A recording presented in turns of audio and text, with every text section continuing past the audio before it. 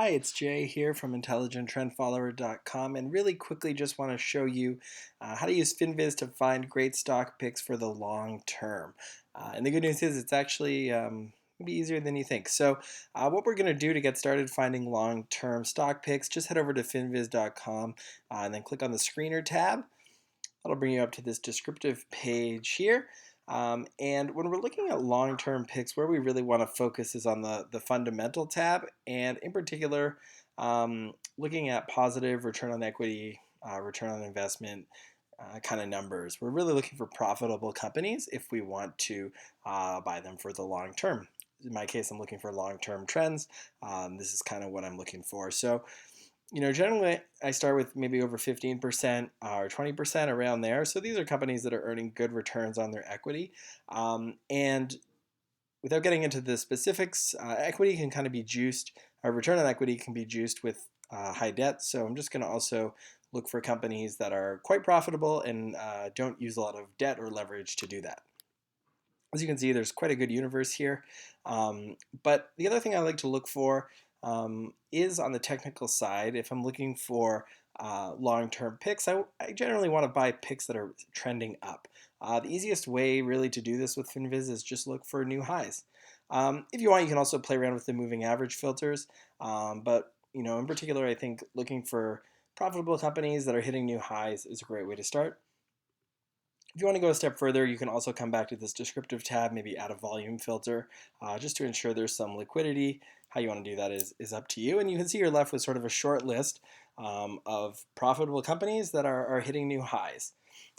You can then go ahead and just click on this charts tab, and that'll show you the chart, so you can sort of get a feel. Okay, look, yeah, these are stocks that continue to trend up for the long term, month after month. And that's exactly what we're looking for. Now, one final check I like to do, head over to morningstar.ca. You'll see it just redirects you to this strange URL. And then go ahead and type in any of the stocks on here. So looking at Adobe first, we could try. Just click on that. And then we're going to go look at the key stats here. And this is kind of just one final check I like to do when looking at long-term investments or potential long-term investments. So, even if you don't usually use fundamentals when you're focusing on the long term, I think it can help. If the fundamentals are good, then hopefully these underlying uptrends, will sustain themselves. So really what I'm looking for is, top line growth over the last 10 years.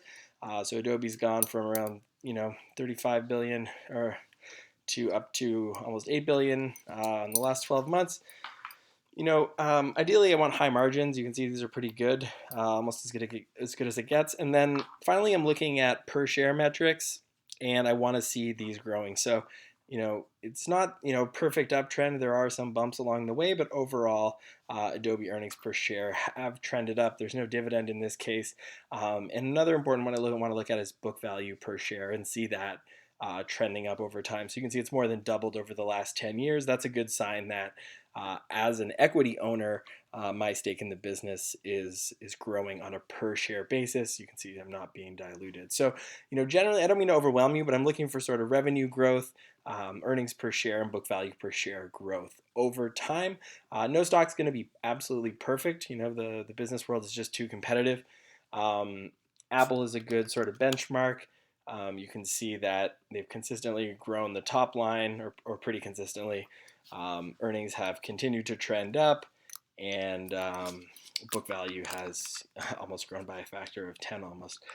So this is sort of, I think Apple is a good example of a long-term company, fundamentally speaking, that's almost as good as it gets. But even Adobe, I think, does quite well here with this growing book value per share. This isn't a perfect due diligence, but should hopefully help you get a sense of whether these long-term trends on this stock screen, can be sustained.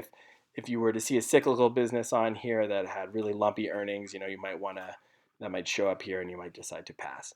So I hope that helps you figure out how to find stock picks for the long term. I will put this stock screen in the bottom of this video so you can easily check it out.